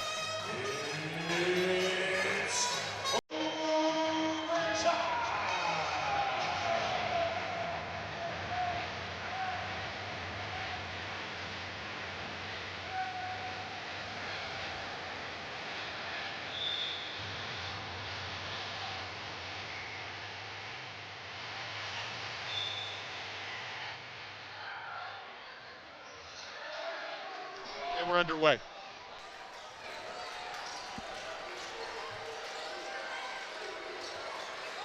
Lampley with a mismatch, guarded by Fountain. With the size of Pike, if Carmel's going to play man, one big will have a mismatch in their favor, with Dickerson not in the game. Davis somehow found Lampley. Yep. It looked like that Davis at the end of the cul-de-sac and had nowhere to go. He finds Lampley for a bucket. He's got 18.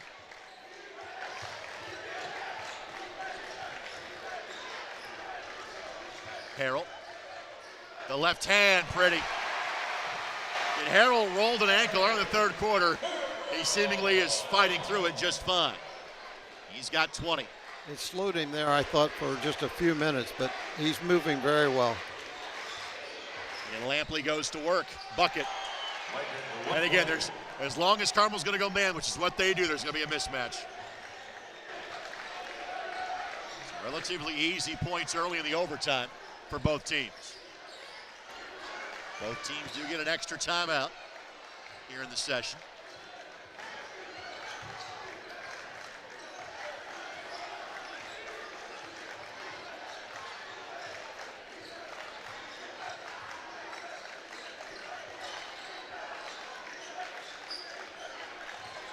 Fountain. Yep. Late was the right call. Yep. Made a nice cut. Was in a pretty good shape to have an opportunity. I don't think you're going to see Pike run the clock. I think they will keep attacking. They won't come up and just force a shot, but I think they'll still be aggressive with it.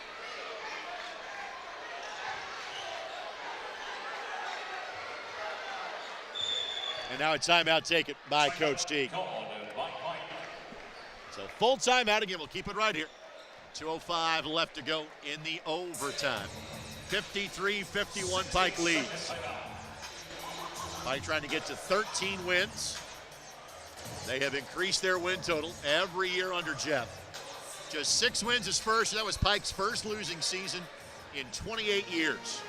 Last year, 12-10. And what they are trying to do is play a regional game for the first time in 11 years. Now, there's an asterisk with that.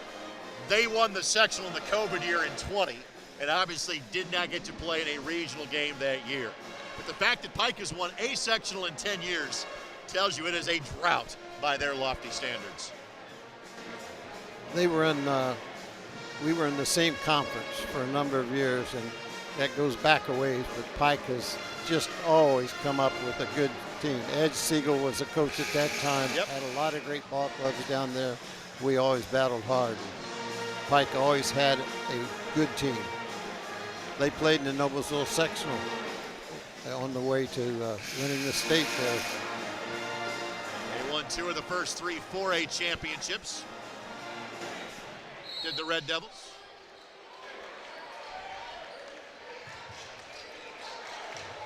I'd find a way to get the ball to.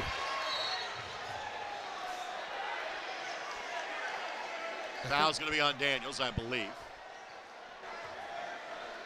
So Daniels commits the foul, his 4th. And 2 free throws coming up for TJ Davis. TJ Davis at the line, shooting 2.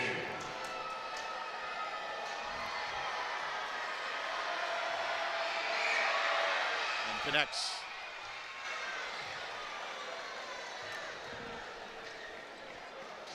Davis a perfect 2 of 2 from the line. Just the 8th free throw of the game taken by Pike, and connects. Macon will check in before the ball is inbounded. In for Pike. Fans, we remind you, when the teams are shooting free throws, you cannot have your flashlights on in the background. Thank you.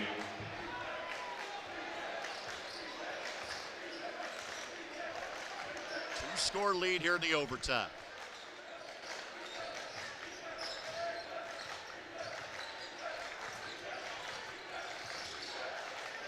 Good basket cut by Fountain. Excellent play by Fountain. Timeout taken by Carmel, and Jermichael Fountain has scored the first bench points of the game for Carmel. It's a 55-53 with $1:39 left to go. Defensively, what, if anything, do you change if you're Ryan Osborne here?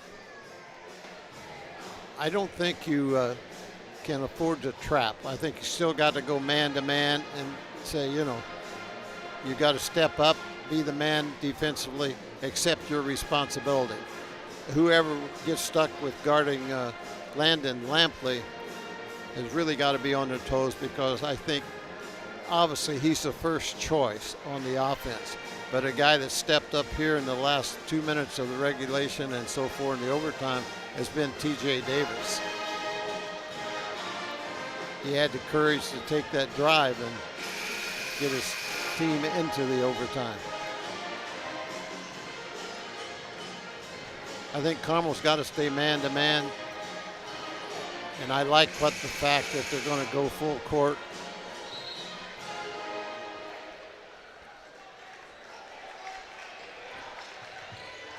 Pike playing without Jahari Miller. Little run and jump, and it looked like it might have worked, but he wasn't on the sideline. Safe. Used every inch of the floor, did Pike, to keep that in play. Miller missing tonight because of an injury. He's hurt in the second half against Lawrence North last week. Fant is in there for Carmel. Played briefly in the first half. Pike is playing keep away here. And a foul given by Carmel. And if you're Pike, this is the guy you want at the line, Davis. 16 of 18 on the season from the stripe. At the end of the fourth quarter, and here he's hit 3. And that foul on Cash Daniels is his 5th. So Daniels and Dickerson now have both fouled out for Carmel. A correction has been made. The foul is on. Nope.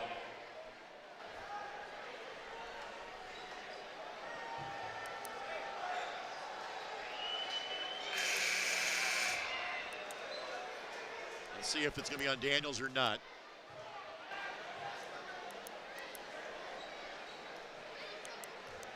Daniels being allowed to stay in the game. If Fant picks up the foul instead, so that's big for Carmel. That is a break for the Carmel Greyhounds. So Davis. Bremer will check in after the first free throw.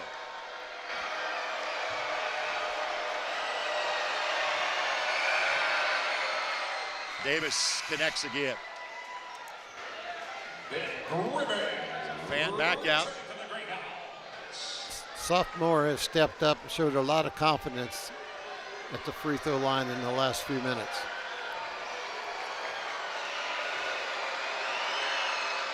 And Davis makes them both. He's made all 5 he's taken.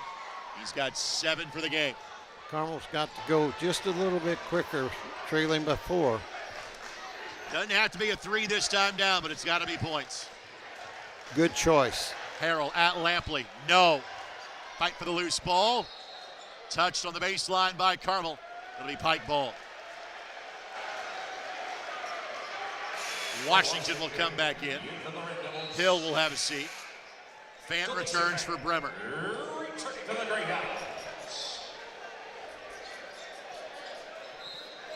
Macon cannot run the baseline. He's got to stay put.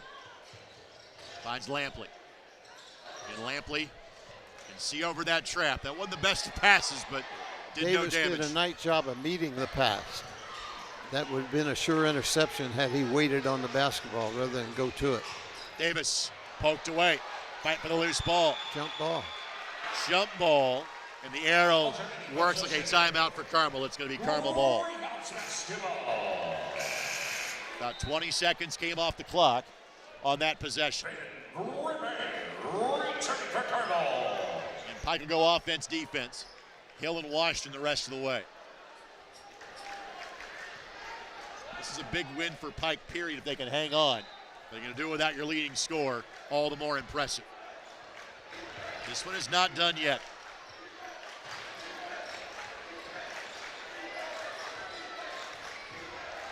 Daniels in the lane. Got himself the miss. A lot of time coming off the clock. Daniels does find the seam. Timeout Carmel, their final one. Daniels now with 8. Carmel burns their final timeout. Took 20 seconds off the clock there, so 19 seconds left to go in the overtime. Pike the ball in a 2-point lead.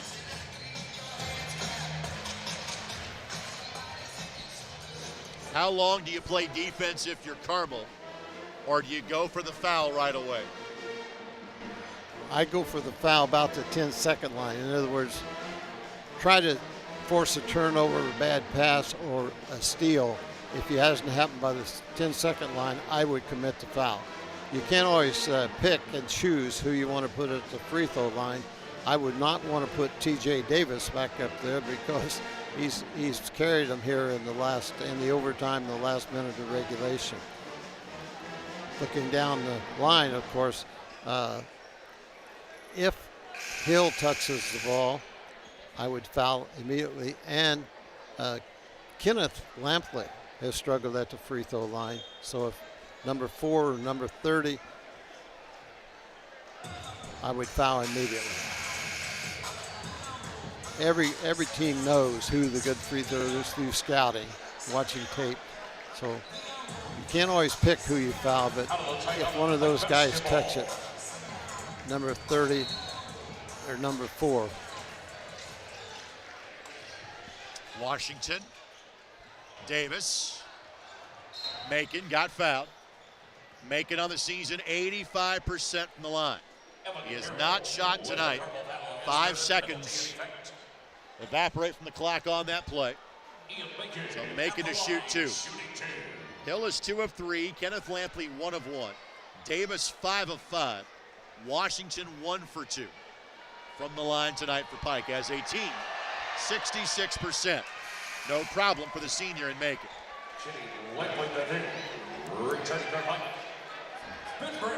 Carmel out of timeouts.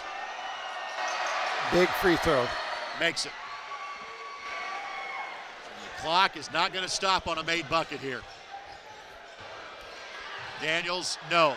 Lampley the rebound, and that's likely that.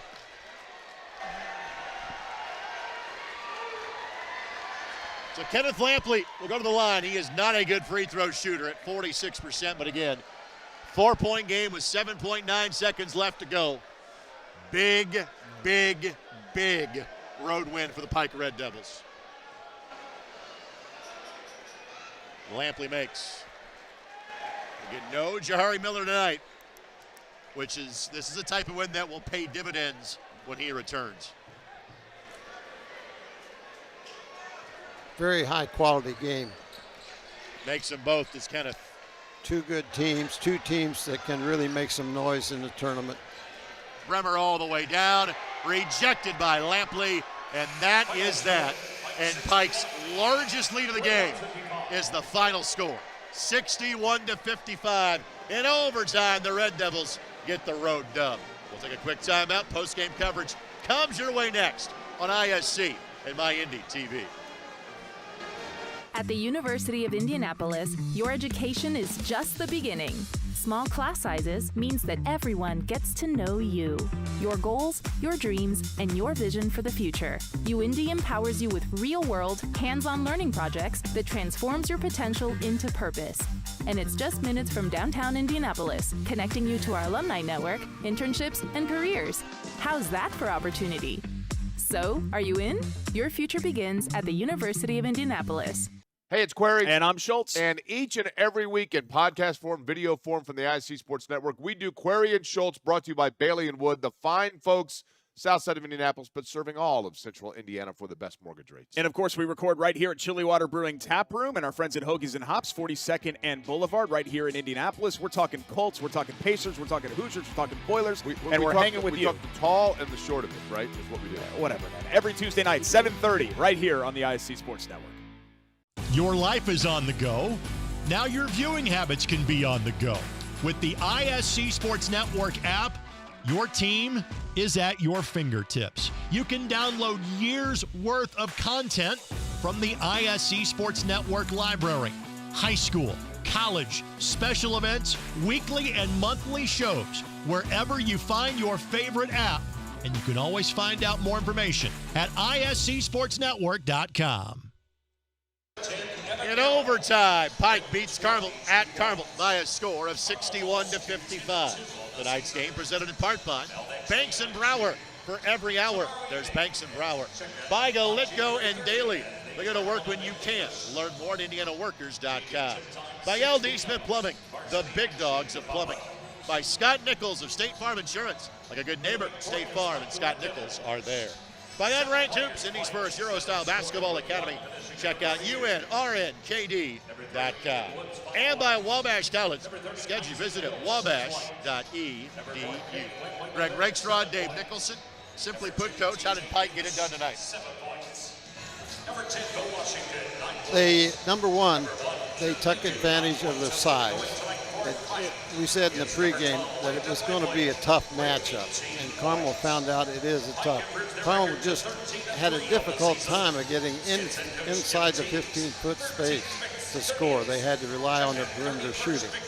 So I think Pike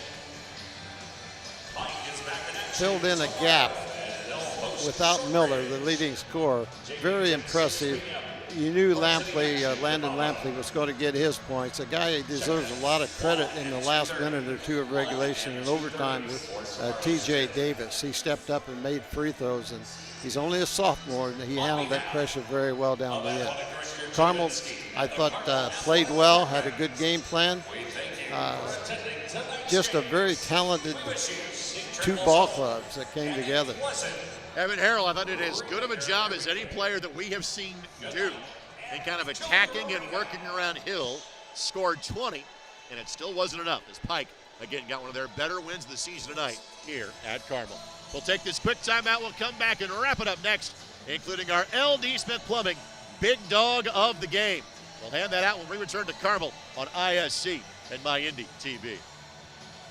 Hey, it's Query. And I'm Schultz. And each and every week in podcast form, video form from the ISC Sports Network, we do Query and Schultz, brought to you by Bailey & Wood, the fine folks south side of Indianapolis, but serving all of central Indiana for the best mortgage rates. And, of course, we record right here at Chilly Water Brewing Tap Room and our friends at Hoagies and Hops, 42nd and Boulevard, right here in Indianapolis. We're talking Colts, we're talking Pacers, we're talking Hoosiers, we're talking Boilers, and we're hanging with you. We talk the tall and the short of it, right, is what we do. Whatever, man. Every Tuesday night, 7:30, right here on the ISC Sports Network. There we go, baby. Oh, my God. Race to the other end, and he punches it down. Go. Walk in. Takes it in. Little energy. Not the entire game. Touchdown. He's got it. He's up. Still going. Throws it up, and Hooks will throw it down. Yeah, baby. Your life is on the go. Now your viewing habits can be on the go. With the ISC Sports Network app, your team is at your fingertips. You can download years' worth of content from the ISC Sports Network library. High school, college, special events, weekly and monthly shows, wherever you find your favorite app. And you can always find out more information at iscsportsnetwork.com. Back for the final time, as always. Thank you, Jim Inskeep, Jeff Hester, Mike Hash, John Boss, the entire crew at Carmel. We look forward to being back here 8 days from now when another top 10 showcase matchup. Number one Fishers makes their way to the Eric Clark Activity Center. Fishers has lost, twice in the last 2 years, and one of them in this building 2 years ago. We'll have that one for you. Mike Broughton joins me on that one coming up next Saturday night. Time for the big dog of the game, brought to us by LD Smith Plumbing. LD Smith Plumbing and Drains, the big dog of sewers and drains. At LD Smith Plumbing and Drains, you know a thing or two about getting dirty and keeping things flowing. Hats off tonight's big dog for leading the charge for his team to victory. It is Landon Lampley. 20 points. He made 4 threes, and frankly, the way he made those threes just kind of changed the rhythm and flow of this game. Definitely did. And you know, right behind him for Carmel was Harold. He had a great ball game, and he stood his own. But I agree with Landon Lampley and the big dog. Yeah, frankly, if Carmel wins, we give the award to Evan Harrell. They were both equally as good tonight. This was simply 2 really good basketball teams, and I will say the exact same thing I said on Tuesday. We could see this game in the state championship, and both these teams could also lose in the sectional. That is this year in 4A basketball in Indiana. And often, Dave, parity is confused with mediocrity. That is not the case. There are a lot of really good and kind of equally good basketball teams in the area this year. Exactly right. Starting with sectional. Yeah. Both teams have a tough sectional they play in. So you're right. That's the nature of the beast, but there can be some very good teams go out in the first game. My friend, always a pleasure. Do me a favor, go out tomorrow and then stay at home for 4 or 5 days, all right? Don't venture out in that snow too much. That goes to the rest of you as well. Again, folks, we were scheduled to be on tomorrow night. That has been moved because of the impending snow. Stay safe out there. Share and be nice at the grocery store, but take care of yourself these next few days. For Dave Nicholson and our entire ISC Sports Network crew, this is Greg Rakestraw. Hey, Goodwood and Carmel goes the way of the Pike Red Devils, 61-55 in overtime. Thanks for joining us on ISC and MyIndy TV.